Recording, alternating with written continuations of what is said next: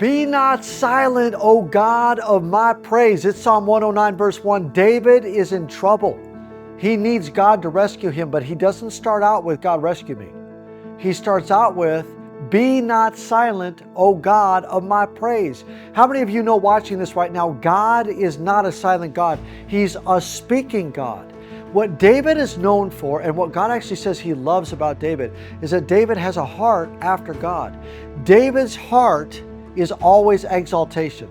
It's always worship. It's always praise. It's always making much of. It's always remembering who God is in the midst of the circumstances. You know what some of us do? We say, you know what? God can't be good if He's going to allow this kind of trouble.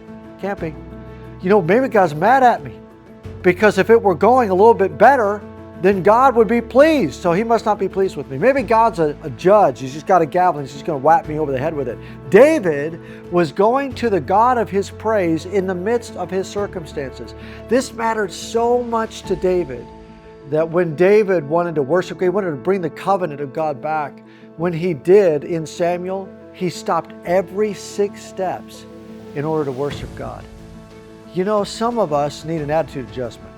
We're coming into Thanksgiving. We're coming into the time when we should be remembering the faithfulness of God. We wouldn't be watching this without the faithfulness of God. If God hadn't given us grace when we had none, we wouldn't be standing here. If God hadn't miraculously intervened a number of times in our life, we wouldn't be living right now. If God hadn't done things in our life, we wouldn't even be able to put a smile on our face.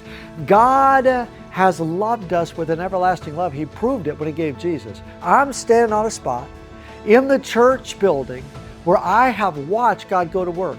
Whole Muslim family just came to Jesus. I got to watch some people come up, tears streaming down their face, telling me their stories, and their stories are always, I didn't even know this God, but this God has redeemed me. Pastor Dan, when you're preaching, I'm not hearing you, I'm hearing Jesus. When I get to baptize people, I get to lift up my hands and say, hey, another one stolen from hell and another one given to Jesus. God didn't give us this spot for us, He gave us a spot for Him.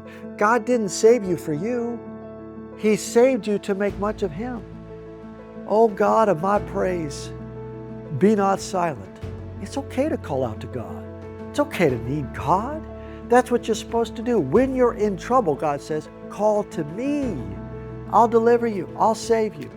And you will honor me. But listen, when you go and call out to Him, remember, He's worthy of your praise because He's not finding Himself captive to your circumstance. He remains the same God yesterday, today, and forever. Let's worship Him, come together with thankfulness and praise to Him, and then say, God, you already see it. You already know it. I'm waiting on you. That's how you roll into the holidays. I am looking at, believing, trusting, praising, exalting, magnifying you. When you do that, you change the very pathos, the ethos of your environment.